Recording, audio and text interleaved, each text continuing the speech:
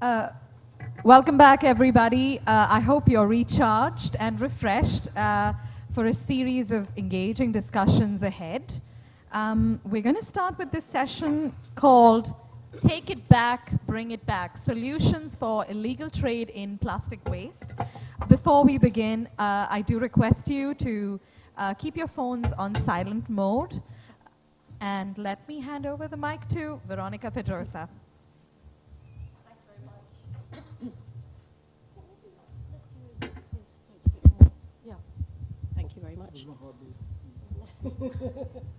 Hello.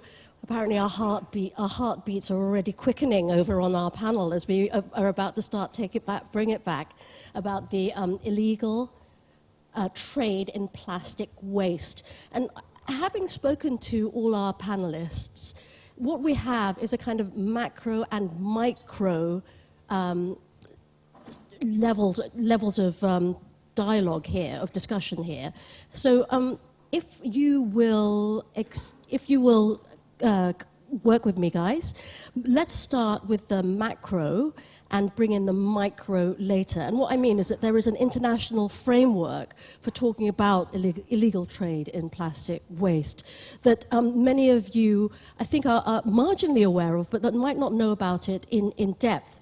For example, if you don't mind, I'd like to start with Bénédicte, just because I've spoken to her more than the others, because I spoke to her yesterday. And I was asking, Bénédicte, is Interpol going to be jumping on ships and arresting pirates? And she said, disappointingly, no. So what does Interpol do, is what I think we need to find out.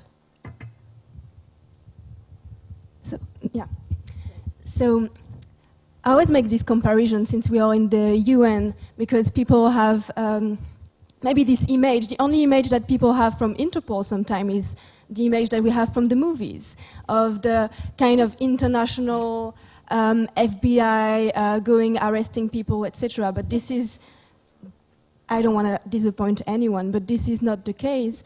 And we are a platform of cooperation for the police of the world. Just like the UN is a platform of cooperation for governments, Interpol is a platform of cooperation for police. So the core of our work is operations. We coordinate operations globally. We call countries to come together and implement operational activities. For example, so in my team, there is an environmental crime program at Interpol, and there are different teams in it, including my team which works on pollution enforcement, including waste trafficking.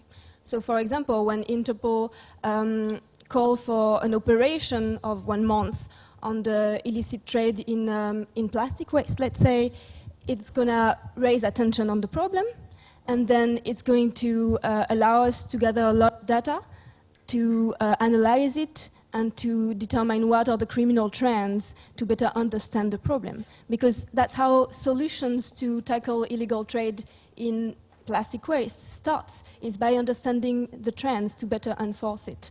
So that's what we do. So we support countries really in their investigation and in their enforcement. Can you tell us a bit more about the trends? About the trends? Yeah, so the illegal trade in plastic waste, the illegal trade in waste has always existed, but there has been an important shift recently with increased regulation in some key import countries. So we talked earlier this week about the national SWOT policy from China. So they restricted the imports of solid waste to China. And this has a major impact on the plastic waste market, considering that, for example, in 2016, Europe used to export a lot of waste to China, and 85% of this exported waste used to go to China. So you can imagine that it has major consequences, and this impacts the legal market, but it has also opened some doors for illicit trade. So what we observe is that there is a clear rerouting of waste from China. It used to go from all the OECD regions to China, and now it goes more to other neighboring Asian countries, Southeast Asia being the first impacted region. And we have gathered data from countries. We asked countries to report to us what are the routes now, what has been the shifts, and what routes are impacted by illegal trade. Yeah. And it shows that 80% of the illegal trade routes, 80% go to China, go to Asia, to Southeast Asian countries. So we see that there is this this trend. It is very clear. Absolutely. I think that it's been mentioned a little bit over the last couple of days. And I want to find out more about these routes. And I understand that HYPE is the man to ask, Hype Van Western Regional Enforcement Network for Chemicals and Waste. And I know that you've been working with UNEP quite a lot on this issue. Can you give us like specific cases? Maybe you'll be the one who's going to give me my crime story. It depends how exciting you want to have it. But yeah. No, I'm not working only for UNEP. That was my former job, so to say. I'm now working for the Dutch Environmental Inspectorate, controlling exports of waste, plastic waste included.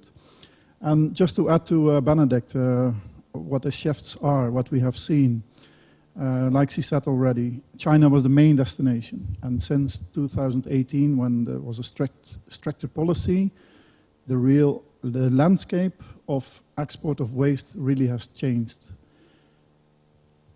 I have the latest figures from Dutch Customs from last October, which is related, and we compare it a little bit with the European export figures. At the moment, plastic waste, it's going to two countries mainly. That's Turkey, and the main destination is Indonesia.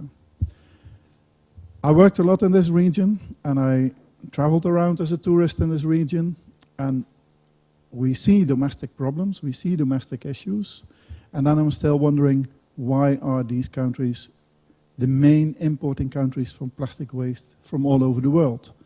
These are just the European figures. There is a lot of attention on the European exporters, but they are not the only exporters. There is trade within the region. We know cases going from developed countries in the region to developing countries, which is exactly the same. We know there is trade from the Americas. Yeah, there are cases known in the Philippines mainly by illegal exports from Korea. We also see that from the Americas, Canada and North America, they have many exports to this region as well. I'm not sure if they are in the room because, well, we know some stories about these countries. They have not ratified the Basel Convention, for example, but it's... Are there? Anyone from is it North America? Yeah. Canada? US? Not the government, though. No.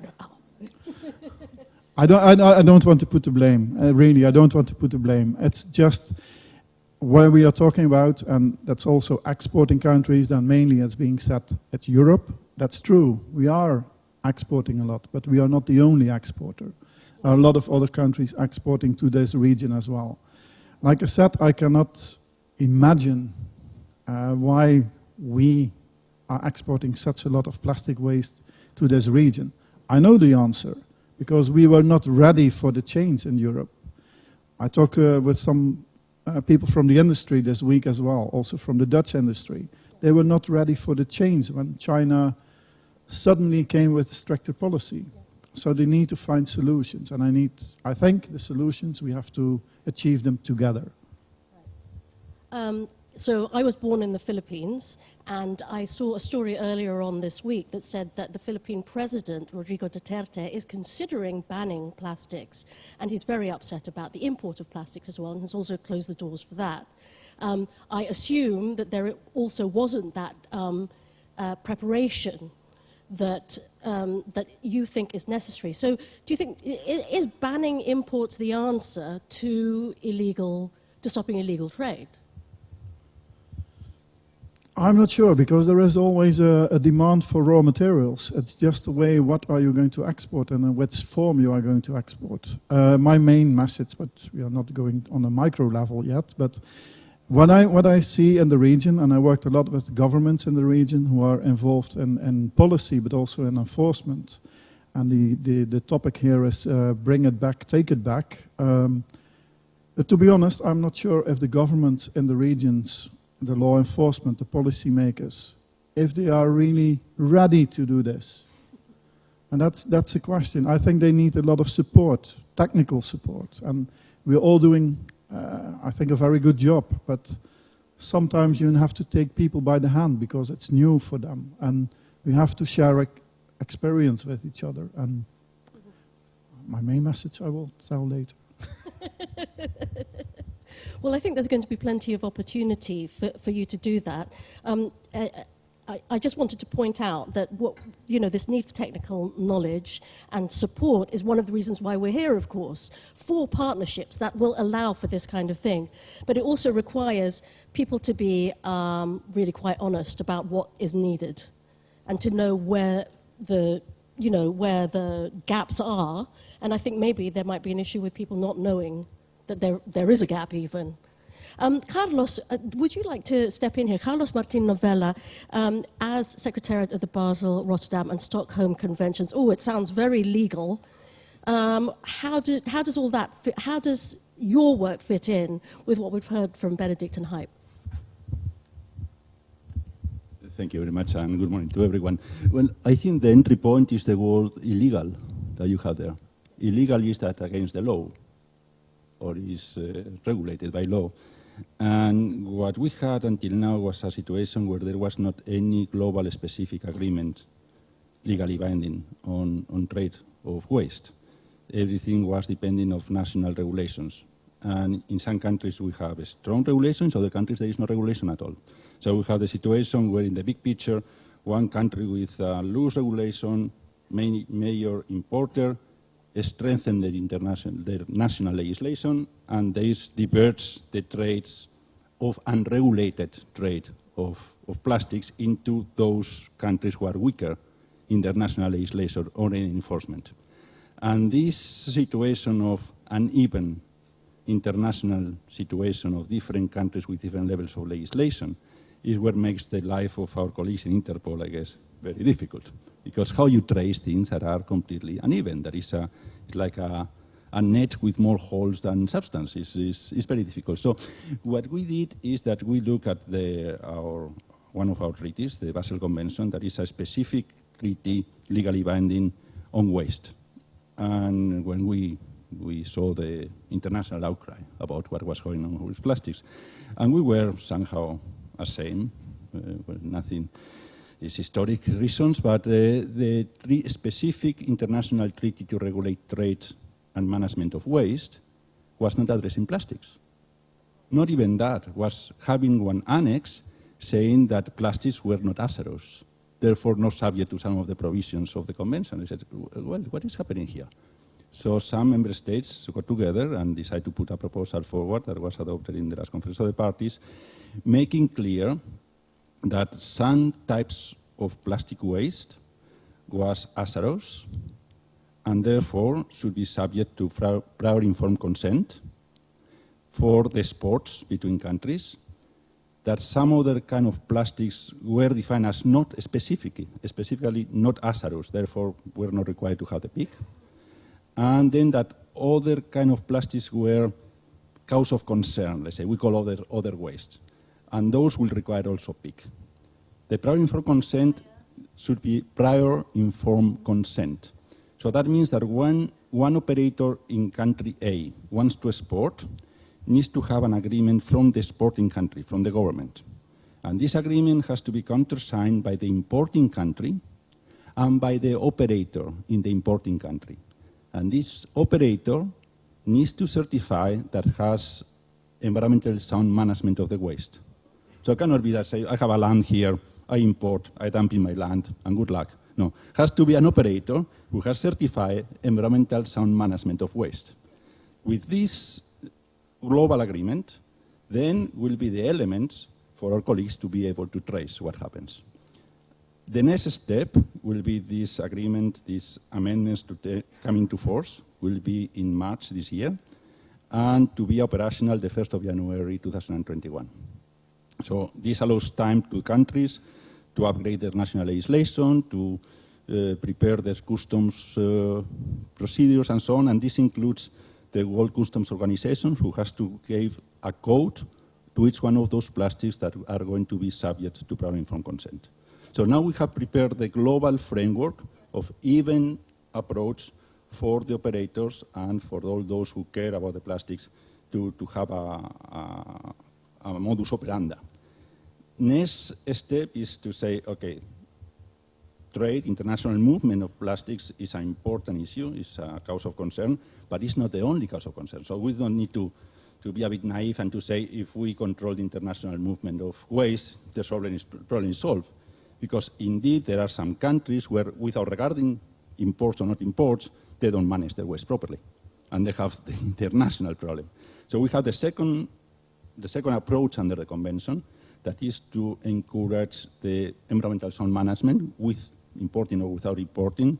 This is going to be an upgrade of our guidance, led by some countries, some ASEAN countries and some European countries. And this will be submitted to the Conference of the Parties, a kind of upgrade of the approach. And then there is the third leg of the convention that has not been too much developed until now, but it's time to start looking at that. That is how to prevent waste and how to minimize waste. Because the problem is that we have waste. If we don't have waste, we don't be a problem. Yeah. Huh? So how to prevent the waste and how to minimize the waste is something that is very much undeveloped. It goes very much into the circularity, into circular economy approaches, life cycles, and there are some thinking going on how to approach this in the future. I could see that Benedict wanted to say something. It's just a quick reaction because what Carlos said is absolutely key in terms of understanding the challenges that enforcers are facing for the traffic of to detect illegal shipments of plastic waste. Because until 2021, until the amendment of the Basel Convention, plastic waste doesn't fall under the regulations of the Basel Convention. Yes. that it has on hazardous waste. And as I said, there is this rerouting from shipments going to China to other destinations, a number of destinations. So, and there is no standardized procedure yet in place. So you imagine for custom officers or any enforcer in the export country, they need to have visibility on what are the legal requirements in the import country. Is there a PIC, so the prior informed consent needed? Is there, where is it going? Who are the importer import companies?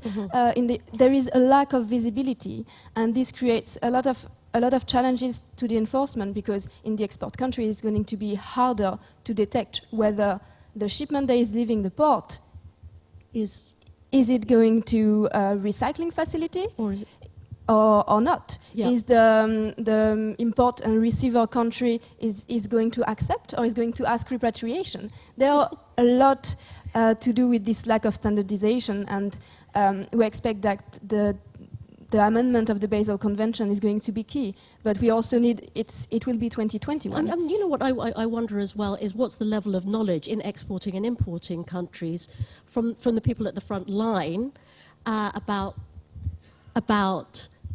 these various regulations and what's legal and what's illegal and what is required?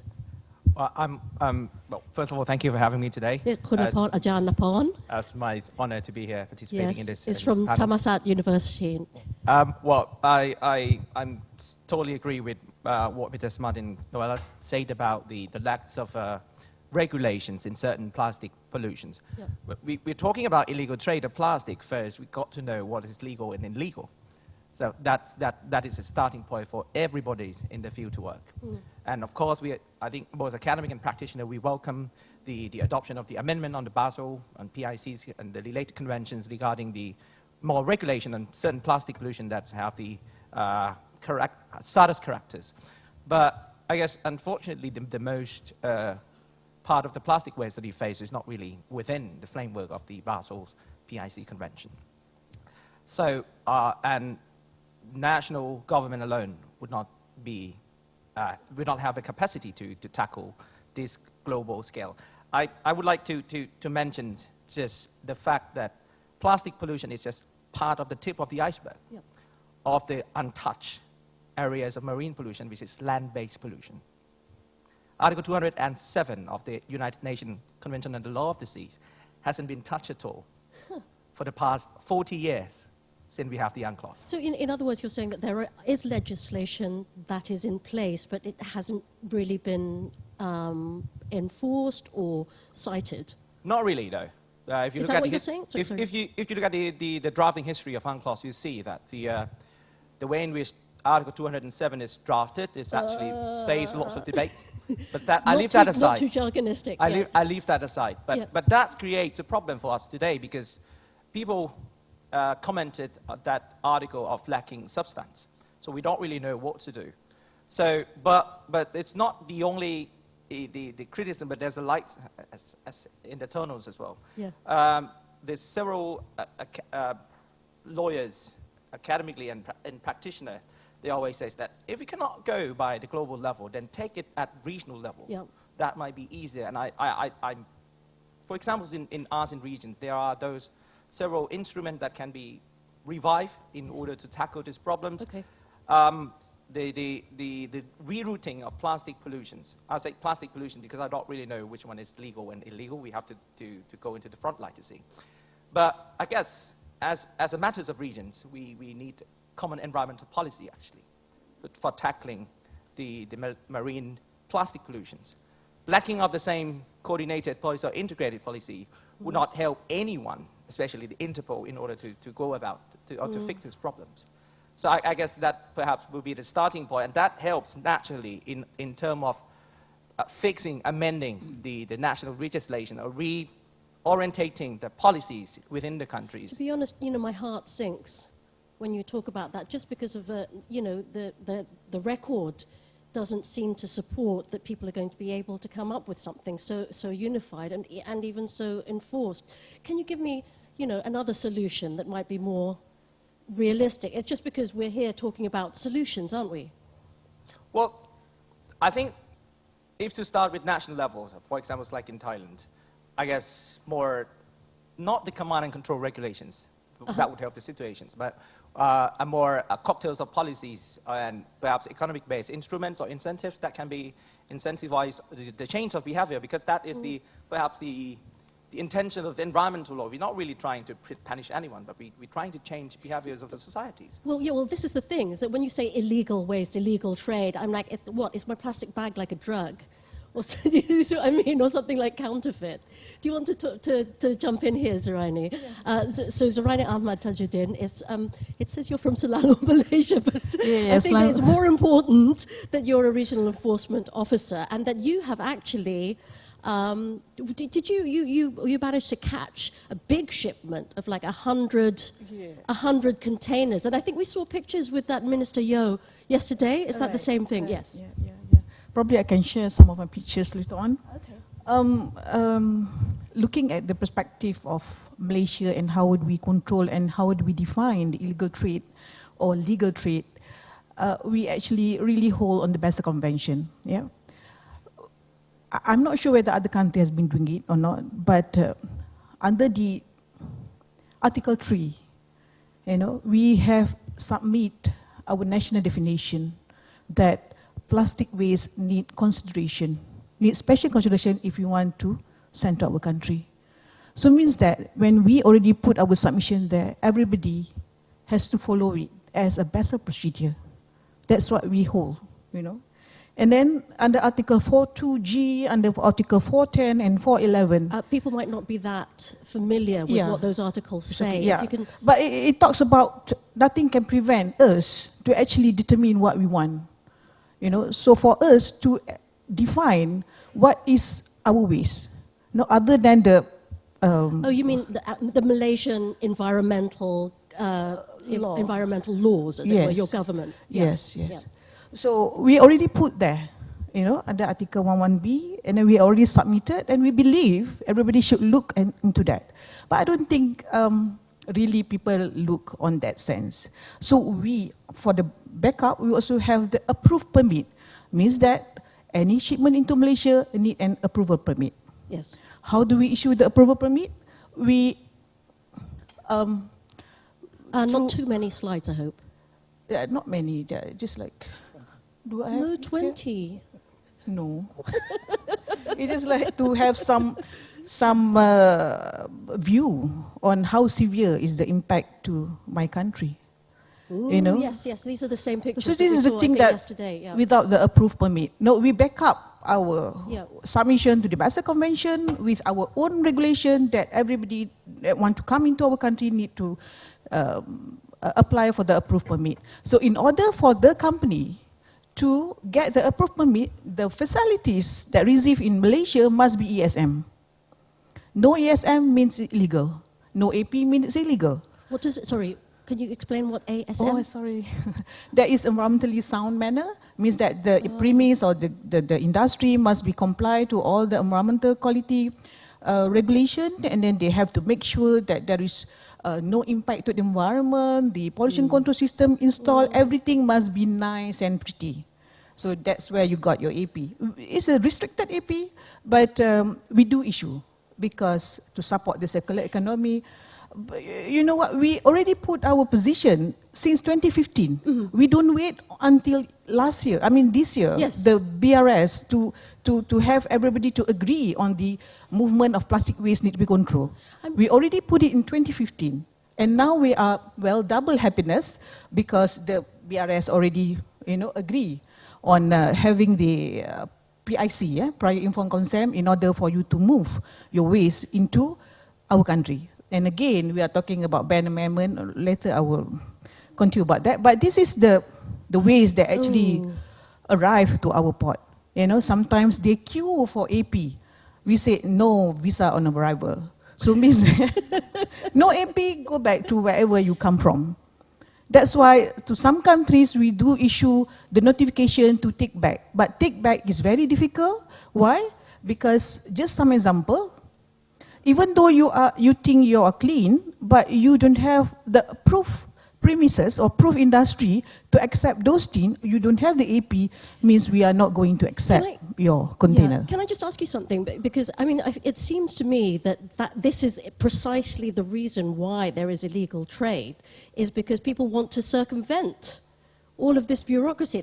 They can't be bothered with all of this and being safe and being clean and all of those things. And the more of that there is, the more likely that you're going to have illegal trade. Am I being very pessimistic?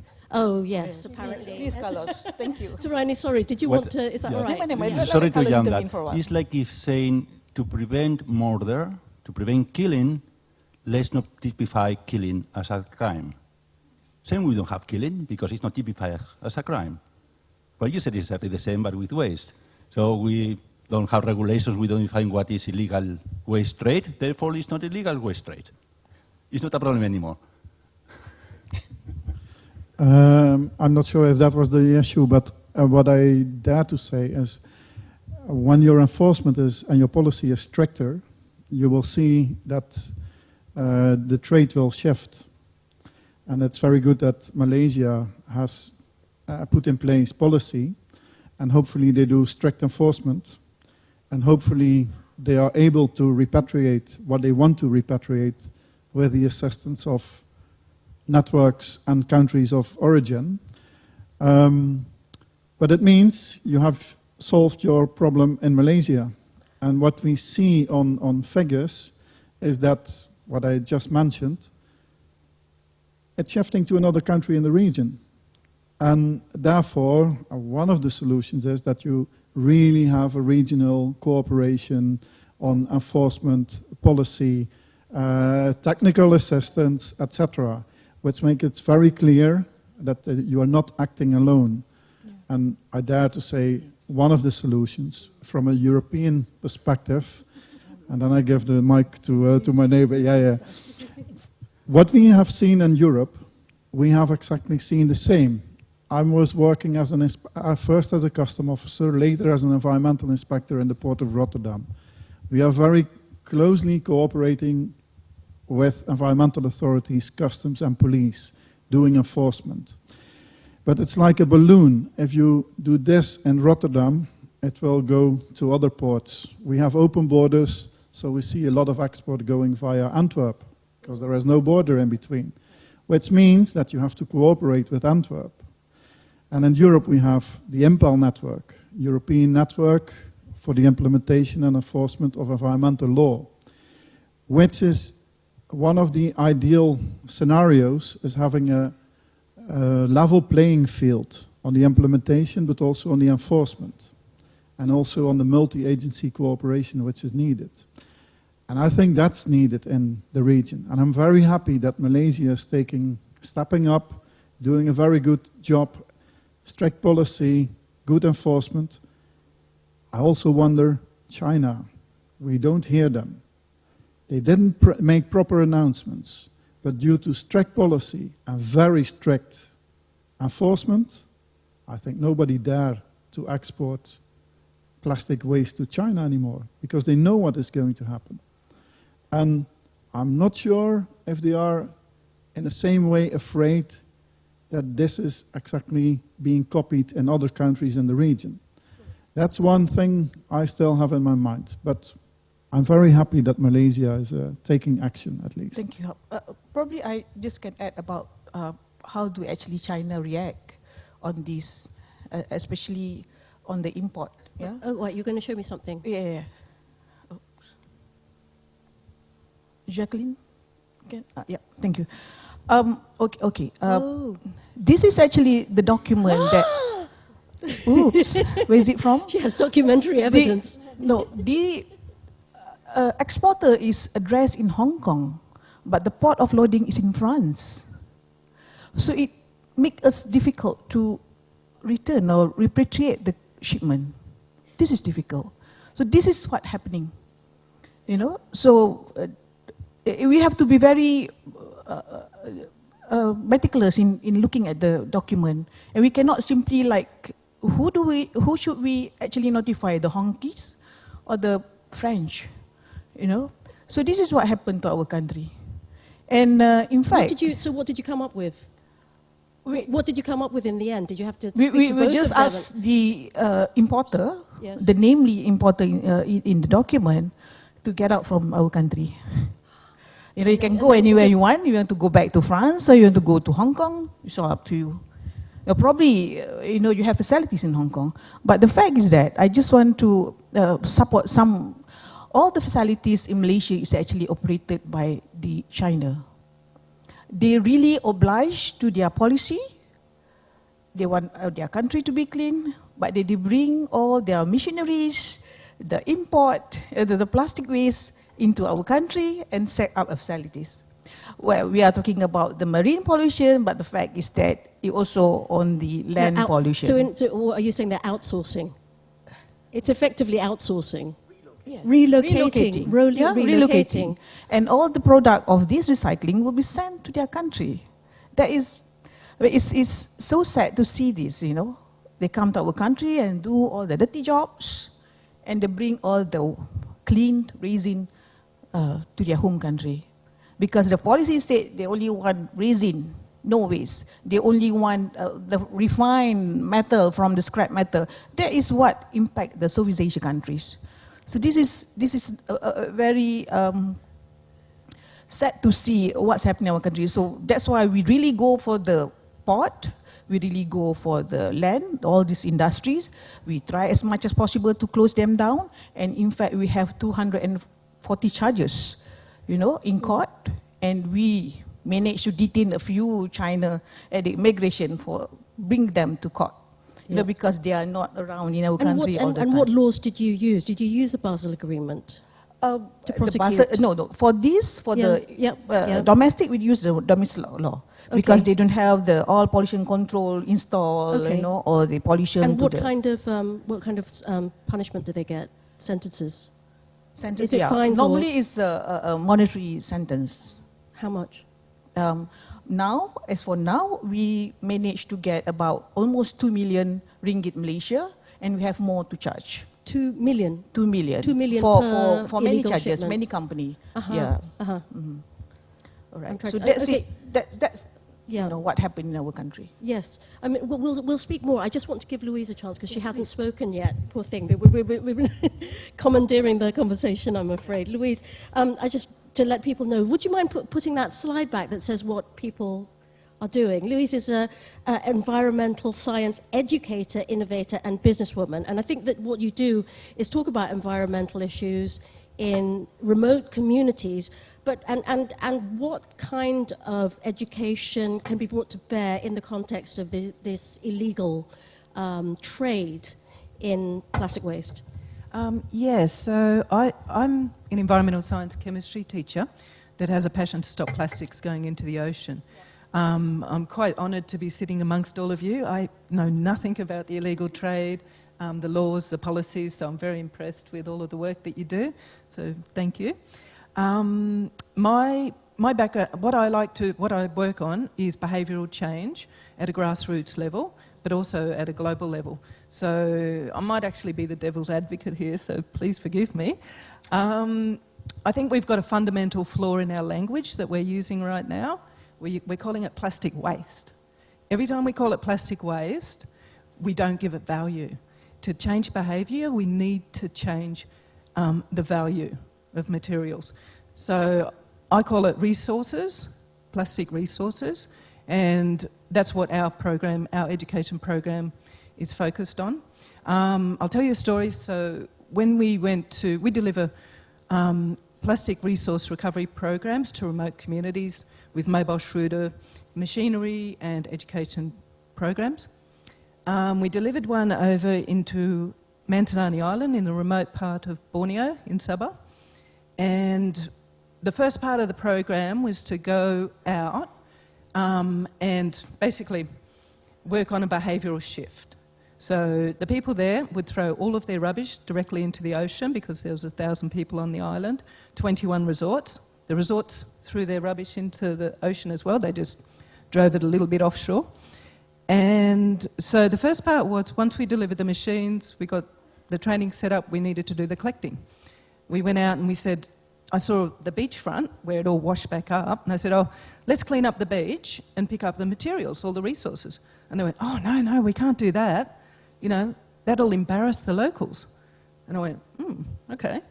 And then I went, well, how about let's go down and pick up all the HDPE, all the coloured stuff, because we need to shred it and extrude it to make cords so we can weave something. And they went, brilliant.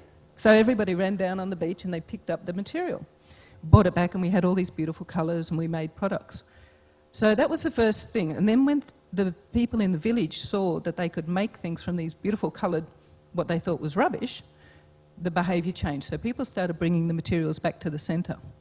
So that was the first one. So it's this language, and I did read the Basel Convention, and fantastic initiative, but it says 28 times plastic is waste. It doesn't say once that plastic is resource. So might make an amendment there. Sorry. No, please forgive me. And the second thing that I sort of noticed is the value chain. So in our programs, we set up circular economies, and we basically focus on delivering, getting, value for the materials that these communities make. So another program we delivered in Bali, the value chain is that we had a global partner that wanted to buy the shred material from this community to make sunglasses. We had to get the shred material into China, and as you know, the national sword policy, yes, they wouldn't let us get the shred in there.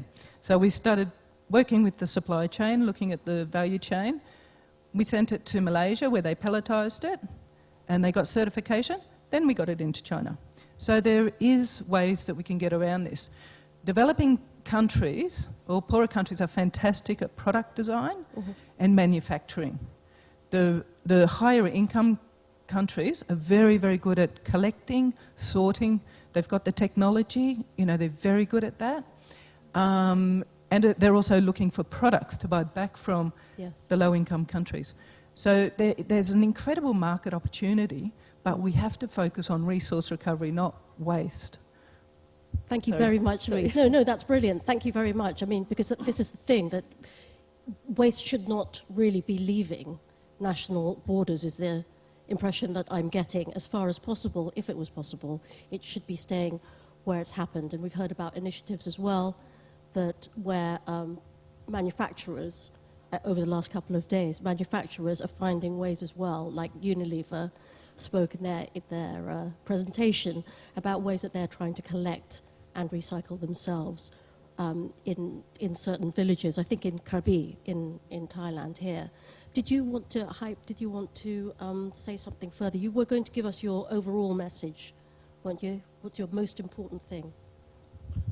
Well, thank you very much. I think Louise, you are quite right. It's when we talk as enforcement officers, but also from the Basel Secretariat, we talk about waste because there is legislation in place to control the movements of waste. And we call it waste because then it needs, they need some extra attention. But it's waste sent for recycling, which will end up as a raw material somewhere. But we want to be sure that it's ending up really as a raw material and not somewhere floating on a river or getting into oceans. So that's the way how the legislation is working. We want to control it. We don't say it's totally banned or prohibited. No, it's very good. There is recycling. So the last thing we want is landfill or even incineration for whatever reasons, because we also believe in circular economy. That we want to achieve at the end as well. So, actually, I should just justify also, and also I think you're on the receiving end of the discarded materials. So it is waste by the time that you're working with it as well. So I didn't mean to say that you guys are. No. But we all believe in recycling. We just want to control the trade, so to say, that we are very sure that it's being end up in the recycling facility and being put as raw material into products again. And that's actually one of the main things which is lacking at the moment. And in Europe, we have recycling targets for the industry. So we are very good in collection. We are very good in sorting out. But we don't have the recycling capacity in Europe. And we are producing a lot of waste in Europe, a lot of recyclable waste, which we are exporting mainly to this area, to this region in the world. We have to report as countries to the European Union. We have recycled 90%, 80% of our collected packaging waste. We put it in a container and nobody is checking if this container really ends up in a recycling facility. And the country is saying to the EU, look, we are great. We have achieved a target of 80, 90%. But there is only in a few, how do you say, the collection schemes, they really do downstream monitoring. And that's mainly in e-waste, where the raw materials are very valuable. And that's less with plastic. There is the monitoring till the end. The downstream monitoring is much less. There are countries in Europe, when they just put 1 ton of collected waste sent for recycling to this area, they receive a subsidy for export. That's 100%. That's mainly where, if you look, the countries involved in illegal waste coming from Europe, these are the countries which have the subsidies in place. So there's literally an incentive to export waste. Absolutely. There is, if you recycle 1 ton of the waste within that country, and you have 300 kilos raw material, you will receive a subsidy for 300 kilos.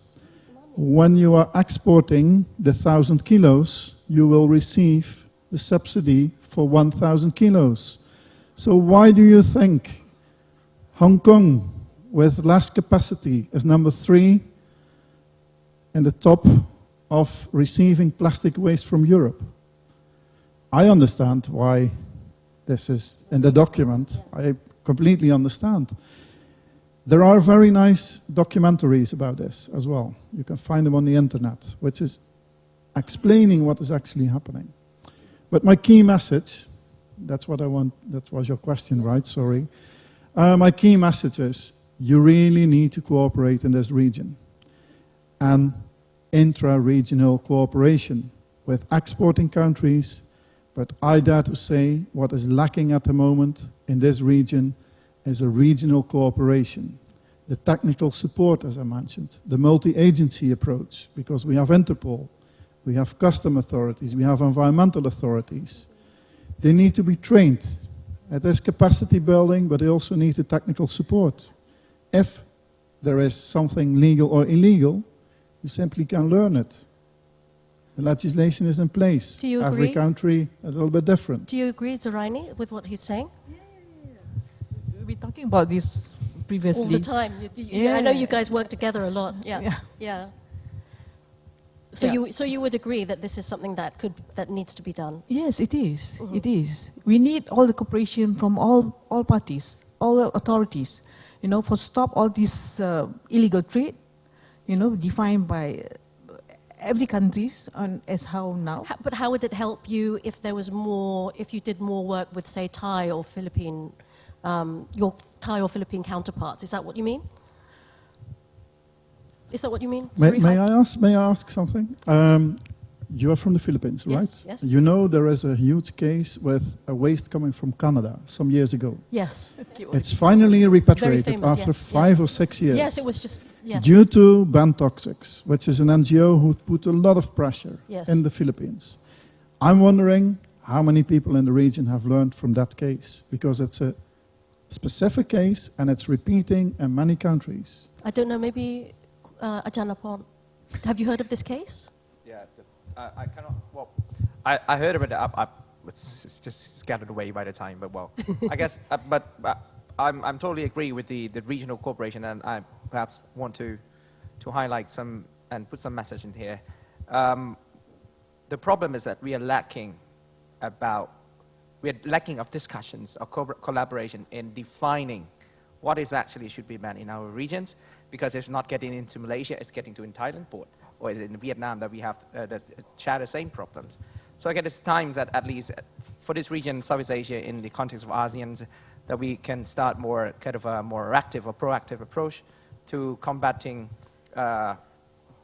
marine plastic pollutions or plastic pollution in general as a regions, because that would also increase the voice. Who does that? Who's got the responsibility there? Is it a question of responsibility? Is there something maybe in the international agreements that would specify that? I think the responsibility of everyone. Of from everyone. Citizens to administrations at all levels. But Ban toxics. perhaps to summarize from my point of view what would be the solutions, starting by the problem. The problem is waste. Yeah. Is when we have waste, we have a problem. So looking at what we have on the Basel Convention, as we call the hierarchy of addressing waste, first of all, we have to prevent waste to happen. And for this, we need circular approaches, circular economy, life cycles, and so on. Then we have to minimize waste. On spite of all these circular approaches, when waste occurs, we have to minimize it. Yeah. Recycling, etc., etc. This has to be done as close as possible to the point of origin, also under the convention. Environmental sound management, etc., etc. And if it's going to be any sport, any transboundary movement has to be a level field with clear regulations and clear enforcement mechanisms. And we are so far away from that, it sounds like. But there's so much more that needs to be done. This is the very basic framework where we have to operate. Yeah. And now we have to start putting the pieces in each one of these boxes. Yes. Ajanapon. Just more adding to that, the United Nations Convention on the Law of the Sea, Article 195, prohibits the transfer of pollution from one place to another, from one type to another. So that can be a fundamental legal framework for any country to work on combating illegal trade of plastic waste in the context of the marine environment, or even further than that. I wonder whether, because you're familiar with all the regional cooperation kind of architecture, where do you think the discussion could happen in ASEAN, in forums like this that are a bit less formal? Well, there are several regional cooperation, both in a more with a legally binding mechanism and non-legally binding mechanisms. COPSI can be the place, or even the ASEAN, within the ASEAN communities itself. I think there can be any place that the discussion going on, and at least we can form a starting point for the policy on not just only the substance, but also on the enforcement mechanisms, that what we should do as a regions in these countries. Yeah. and then I give the floor to you. I just want to add something. Yesterday, Dr. Nagu from Malaysia, he showed 2 slides. Time for global action, time for regional action. Unfortunately, there was no time for questions. But, you know, it's very nice to put it on the screen, but we have to act. Somebody has to step up, not only to meet, we have to work. We have to stop the illegal trade. We have to cooperate. My main question, my main message is set up a network, work together, bring enforcement officers, policymakers, prosecutors, bring them together when we talk about illegal trade. That's it. Yes, I actually want to add on that. And one example why it is essential for more cooperation between enforcers in the region is, for example, there is this challenge of repatriation of waste. Yes. And there is so much containers that arrive in ports in Southeast Asian countries and needs repatriation. But repatriation requires, it's a certain process. You know, you need to prove that the waste actually needs repatriation. It can be a cost for the export country or if the exporters is not identified. So what happened? We have cases of containers reaching a port of, let's say, country A in Southeast Asia. In its repatriation, they cannot accept it. Instead of just putting in place the process of repatriation, it's just exported to country B in Southeast Asia. So, and then there is just no traceability of this waste because there is so much more. Do you imagine that I said earlier, 85% of exported plastic waste from Europe used to go to China. So right now there is this huge quantity of waste that are exported somewhere else. The monitoring, the traceability of this waste is very challenging. So you can imagine. And then I wanted to echo something you said earlier, Veronica, is that, it's a lot of procedure, making sure there is a AP, sometimes a PIC, etc., a lot of abbreviations there, and maybe a lack of comprehensions from the exporters, and also by convenience, let's just they just want to get their subsidies. System D. Exactly.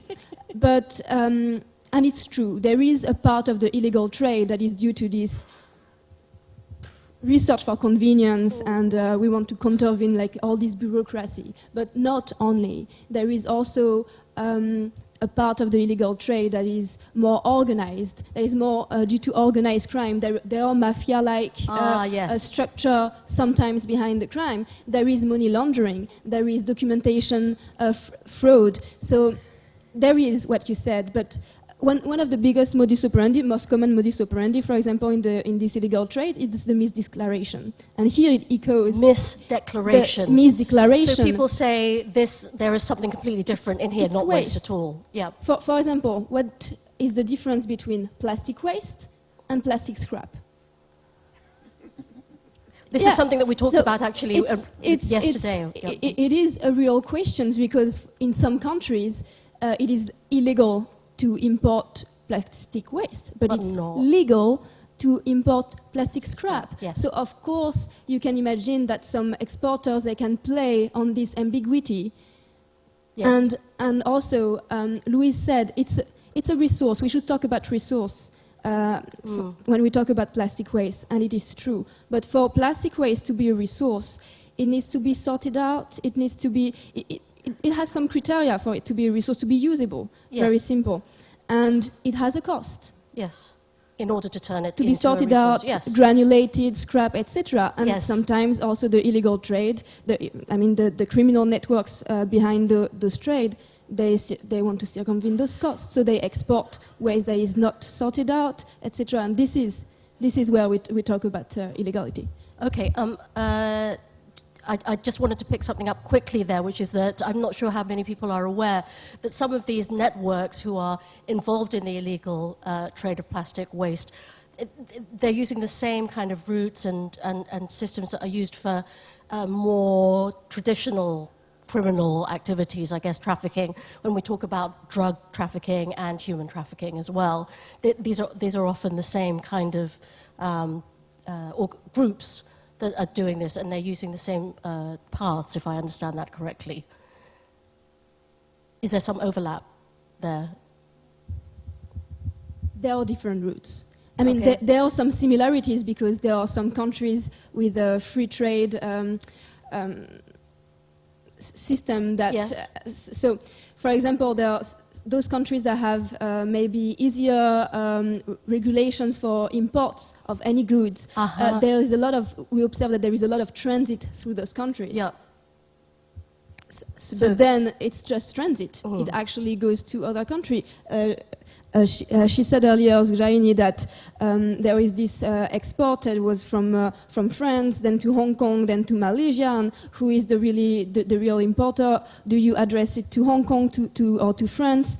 That's why the illegal also exporters are playing on.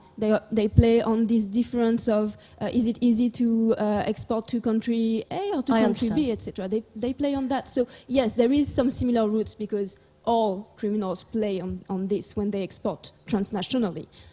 But still, there are different regulations. For example, very few containers go to China. They still go a little bit, but very few go now. And I don't think it's necessarily the case for other criminal network. Okay. Thanks very much for clarifying. I'm aware that we are going until 11:45, so we have 20 minutes, and I'd like to open the floor to questions. I've heard a lot of sort of muttering. I think people are very interested, but I particularly saw my compatriot engineer Ellie is going to wanted to say something. I suspect about the Philippines. Yes. And Engineer Ildefonso, would you like to explain to everyone who you are? Yeah, I'm involved in the waste analysis and characterization of the waste that was imported from Canada, and similar to the waste coming from South Korea, and the latest of which was from Australia. I wonder why there seems to be kind of pattern, just like what happened to Malaysia, that it passed through Hong Kong or Singapore, then ended in the Philippines. And they claim that these are recyclable waste or plastic, but most of this importation made were all misdeclared as the result of the waste analysis and characterization proved that it's not recyclable. So what we can do for this, that most of these importers or the point of origin are developed countries, and making the Philippines as a dumping site of this plastic waste on the guise of recyclable materials. What did you think about what Zgraini said? That she set them back? Fortunately, we succeeded of repatriating the Canadian waste and the South Korean waste. But for the rest of the waste that is still coming, and we only recently that we are discovering that most of these waste are misdeclared, and all of this came from developed countries. Unfortunately, this is not going to be solved with the amendment of the Basel Convention, because it's simply about misdeclaration. And nobody, I don't want to spend my time on people who are simply declare hazardous waste going to the Philippines, which is prohibited. They are so stupid, it's wasting my time, right? So we are looking for the real criminals. We want to go after the ones who are the misdeclaration, the people behind this. And you will always have this, because there will be always illegal trade. And people are not going to declare that it's legal trade. So in my perspective, you need to train your officers. You need to train Bureau of Customs in the Philippines. They are very well trained, to be honest, on this topic. Therefore, they make also the seizures. They work very good together with DENR, Department of Environment and National Resources. I know.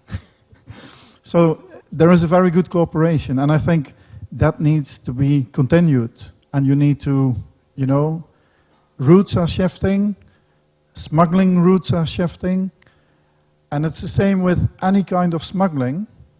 If you have detected the modus operandi, they will change. The next time they don't do it in the same manner, they will change it again. So that's a continuous thing.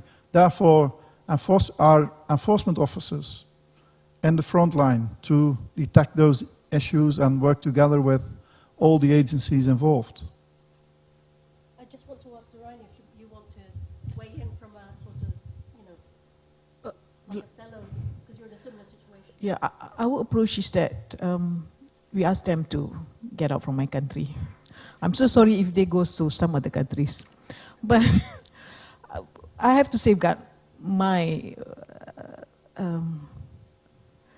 my country, you know. So as much as possible, we ask them to go back to the origin country. But of course, going back to Europe, going back to US, is very difficult. So we will negotiate that they should send to the country that have the facilities, because our facilities is very limited. We do support the circular economy, you know, but it's so weird that developing countries supporting developed country, but well, it works that way because they thought that it is cheap here, but don't send cheap technology.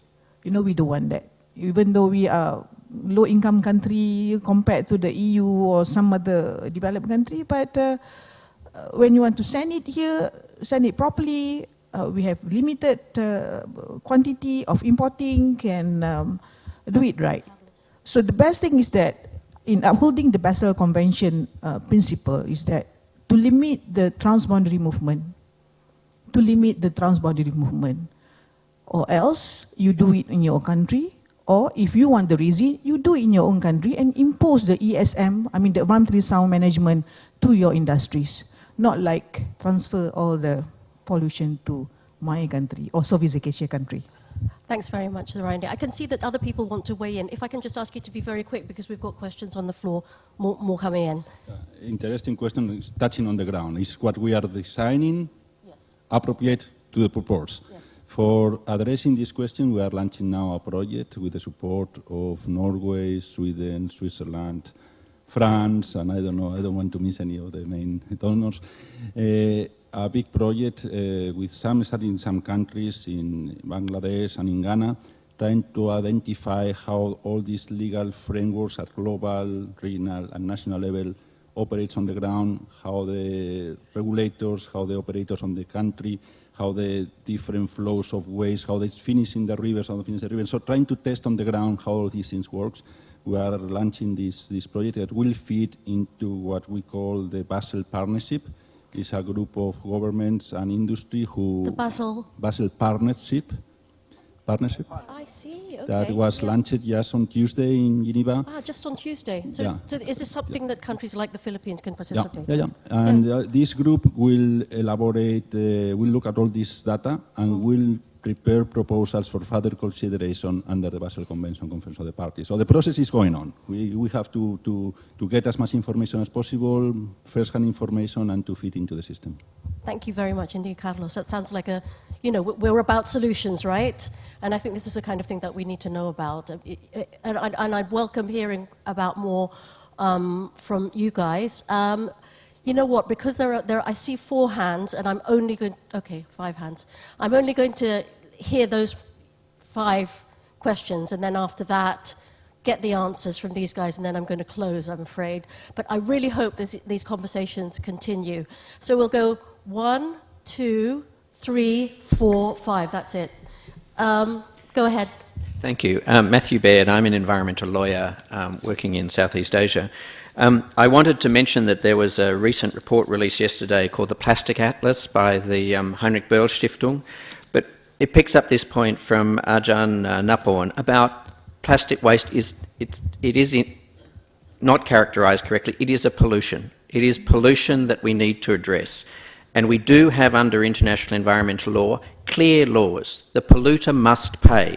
And so one of the questions, I want to turn it around and I want to say, well, why, when we talk about individual responsibility, we have to talk about who is the polluter, and that is the major plastic companies. We use it, but they produce it. And when it comes to illegal waste, the question of pollution is, instead of saying no visa, no arrival, can't we develop the system where you don't depart, you don't allow the containers of this pollution to depart unless you have all the permits in order. So it's no visa, no departure, as opposed to no visa, no arrival. But I do think those things about the polluter pays and all of the issues about the international environmental law practice do apply to plastic waste. And all. But what about illegal plastic trade? Because I mean, there's an issue here. It's like the polluter pays, but what about in this case? It's the kind of trafficker. You know what I mean? It's the person who's transporting it. Is that the same as the polluter? That could well form within the question that if you've got pollution and you're transporting it, you're liable for it. And that means the ships get confiscated, the shippers get prosecuted, but you actually make it quite clear that this is that the illegal trade is trading in pollution, and that's a bad, and we have to stop it. And we can use we can use UNCLOS, we can use Basel, we can use all of these existing systems to prosecute the offenders. Okay, thank you very much. There was a question over here. Sorry, yes. Yeah, my name is Nalini from Bangalore, India. And what I would really like to bring to this conversation is the livelihood in our own countries. Because of this illegal dumping in our country now, because many of you guys are saying no, which is good, what happens is the local recycling market is falling down. Today, when waste pick up the bottles, or the PET bottle, chip it, clean it, it costs about 52 rupees a kilo, Indian rupees. But what we are getting it is 22 rupees on the street. The waste on the street in our countries are not being used because better waste is coming. So even livelihood has to be taken into consideration. The better thing for cooperation, we would be happy to see if any of our waste pickers want to come and teach you how to do it. Thank you very much. Another gap that we can see partnerships helping. Over here, the lady next to you, Matthew. Thank you. My name is Anjali Acharya, and I work regionally on marine plastics for the World Bank. I have two comments picking up from the points made earlier. One is that the ASEAN has already included within their framework of action endorsed earlier this year a request for looking at plastic waste trade in the form of some kind of a regional agreement. So we, as part of our assistance to the ASEAN, we are working on trying to draft a way or a strategy by which countries within the ASEAN can have standardization in terms of the types of plastics that they will allow, the types of plastic they will not allow. Taking the points from Benedict from Interpol and the gentleman from the REN network, it's really looking at the other examples of treaties across countries to see how you would use effective networks. And unlike our representative from Malaysia, from where I sit, I feel that it would be a lost opportunity if we just work at a country level, because what will happen is Malaysia will send the ship to the next port, and you will end up with the port of least enforcement ending up with a lot of plastics. And usually these are the countries which have the minimum available capacity to be able to deal with this. So I think working as a regional bloc, you would be able to be in a better place to negotiate not only waste value of what would be acceptable and turned into recycling or opportunities therein, including what Nalini just said about livelihoods, but also on the illegal waste trade, what must be done in terms of training at ports, looking at traceability, looking at monitoring, etc. Thank you very much. Thank you.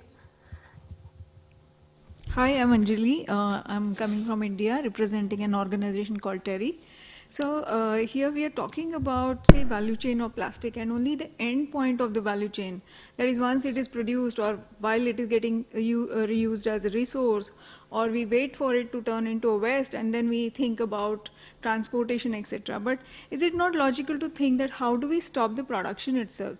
Can there be a cap? Can there be some international treaty where we think about what type of plastic, how much to be produced, and how much could be restricted? So is there any thought about that? There was one more person who asked a question. Yes, sir. It's not a question. I want to introduce the ASEAN Network for Prevention of Illegal Transboundary Movement of Hazardous Waste. Could you explain who you are, please, sir? Yeah, sorry. My name is Kojima from Economic Research Institute for ASEAN and East Asia. There is a kind of venue to discuss about transboundary movement issue on hazardous waste and plastic waste in Asian countries. It is an Asian Network for Prevention of Illegal Transboundary Movement of Hazardous Waste. They just had a kind of meeting, I think, yesterday and one day before yesterday, and they also discussed other plastic waste issues, which was held in Malaysia in this year, and the workshop has been held since 2004. Every year they organize such kind of workshop, and the participants are mainly the officers in charge of Basel Convention, and some of the observers is coming from Impel TFS in Europe or WCO and so on. So that is one of the venue to discuss how to improve the transboundary regulation in Asian countries and how to enforce. Yeah, that is a kind of information. So that's something that can be offered as to fill the technical knowledge gap, as well as cooperation. Yeah, basically they are arguing about each country's regulation and how to enforce the regulation and so on. So, yeah, something like mapping. Yeah, mapping and sharing, and sometimes if you have a regulation itself, but it is not so detailed, so they should have a kind of discussion about what does it mean and so on. Goodness, it's 11:41. You've got 5 minutes to answer, guys.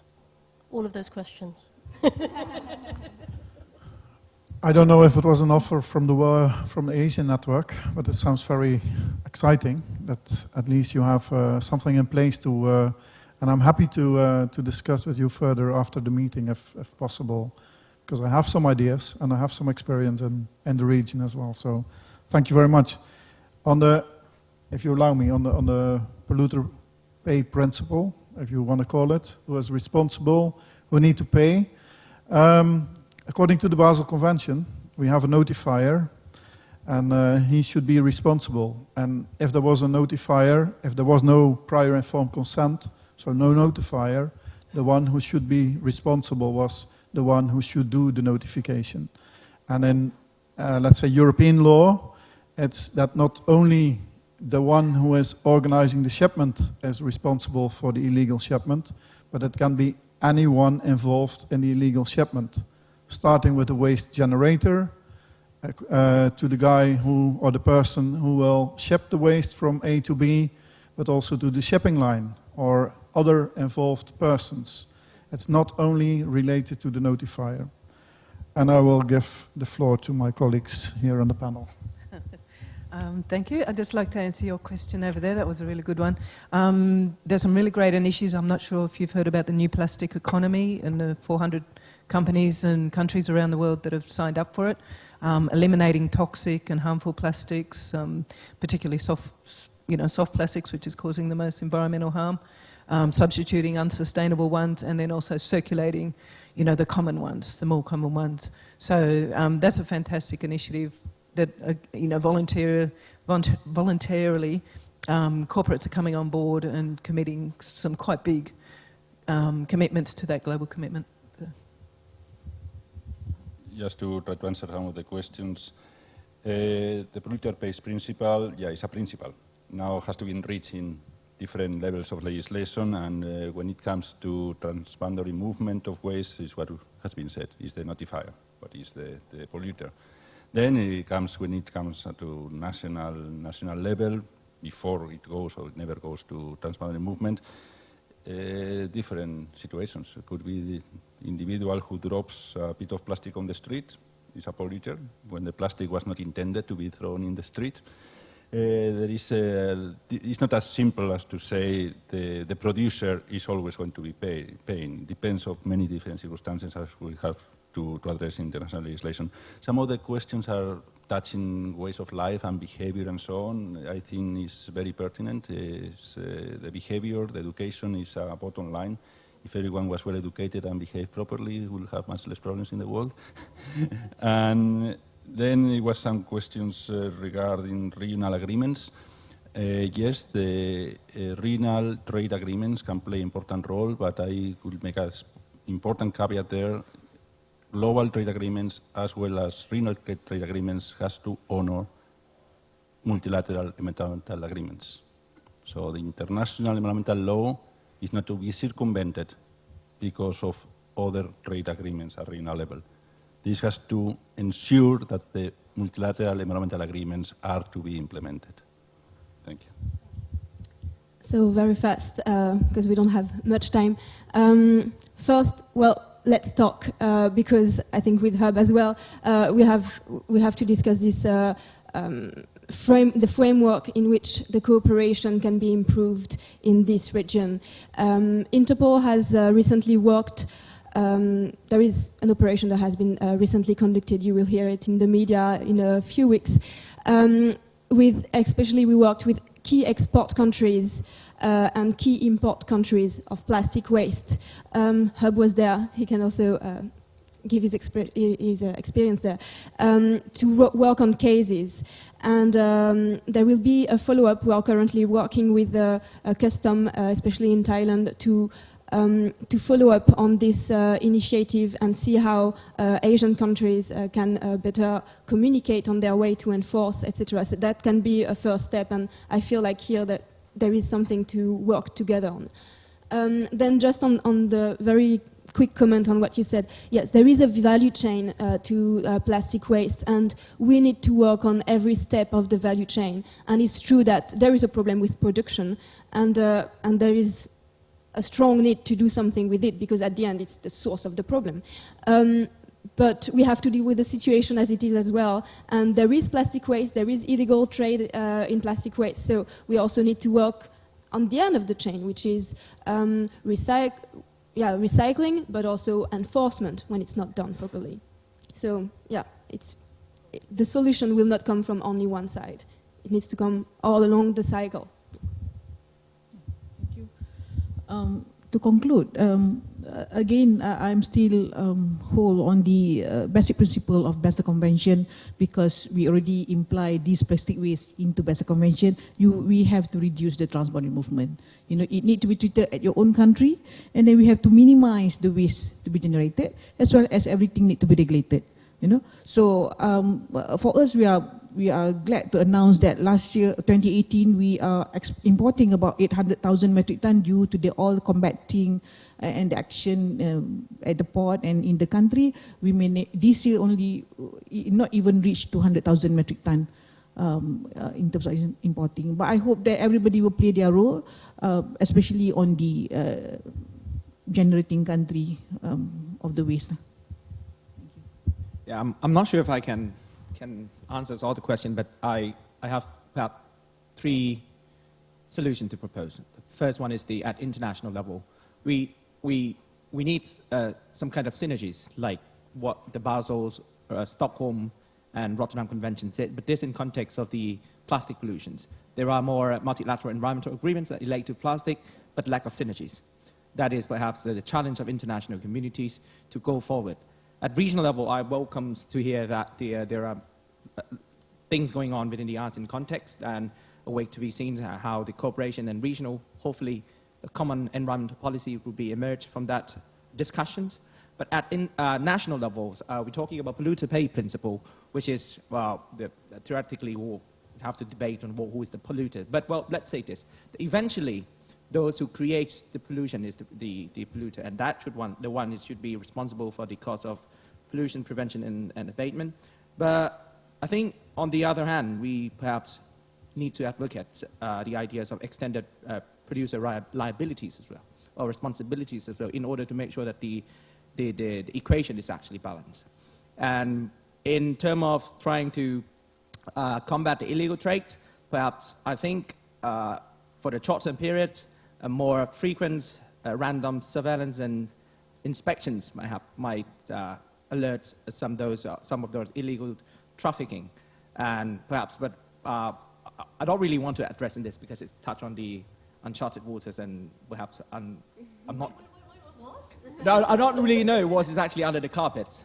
But I think the random inspections more frequently might help a bit, at least for the short-term period. I see. Go on, Jeff. Uncharted waters. Yeah. You just mentioned the extended producer responsibility. Do we have 2 more hours? No, but I mean, it's something very important and needs to be addressed internationally. Thank you. I wonder if Fabio, would you like to say anything about this discussion? I don't know. I'm somewhat thrilled that the Swedish ambassador for the ocean is here and that she's been able to listen to this discussion, because I think it's been really. Have you got a mic? Does anyone got a mic? Yep.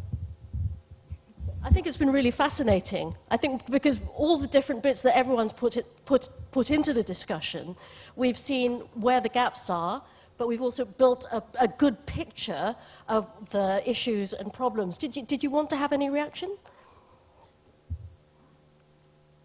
Thank you very much. Thank you. It's just been a fascinating discussion, and it's so important with all these legal frameworks and conventions and the implementation, and also you're putting the light on the need for capacity building to really enforce these agreements. So it's been a really good, enlightening discussion, I think. Yeah. I just want to thank the panel. Yes, of course. I will do so as well. But I just, the other thing that I thought was very interesting was that you really get a sense when you're talking about balancing the equation, and you're talking about producers, and we're talking about the people who manufacture plastic. I mean, there's a difference between the people who manufacture the plastic and the people who consume, which is all of us, and then, so what are we talking about when we talk about producers is one aspect of it. And also, the supply is also coming from a certain part of the world to another part of the world. And I feel very much that here in this part of the world, we've been talking about, you guys it's like we've become a dumping ground. And there's a kind of resentment, which I find unhelpful to global cooperation to end the plastic, the plastic addiction, as it were, that pollution that is in the marines that we all share. So I kind of wish that the next sea of solutions that we do hear more from European voices, do you know what I mean? Like, or developed countries' voices, so that we're able to hear how we can all work together in order to deal with this. Key solutions and recommendations, it sounds like we need more regional cooperation, we need a level playing field of better regulations, and we need more technical knowledge and more networks so that we can, as we're doing here at CF Solutions, identify gaps and where we can help each other. And speaking of which, I segue nicely into, have you filled in our thought exercise yet? People? Who? No? Oh, silence. Thank you. I have one hand, two hands at the back. Oh, well done. Thank you very much. Please, everybody, do fill it in, because when I talk to people, everyone does identify where they need help and what they can offer as well. Every single person in this room is here for a reason, and it's probably because of that exact equation. You have something to offer, and you also would like to have some help and support. So we can all help each other in this effort, and this thought exercise will help us visualize that. I'm going to call it a day with this session. Thank you so much for that really fascinating conversation. Hype van Westen, Carlos Vela, Zoraini Ahmad Tajuddin, Benedict Neal, Napon Popatanachai, and Louise Hartman. Round of applause, please. Thank you. Thank you, speakers. Thank you, speakers, and thank you, Veronica. I think after that very stimulating conversation, we should all perhaps break for lunch. Before we do that, I guess the only thing that stands between lunch and us is a quick video. I'm looking at the team. I've just been informed that a video will probably come up that...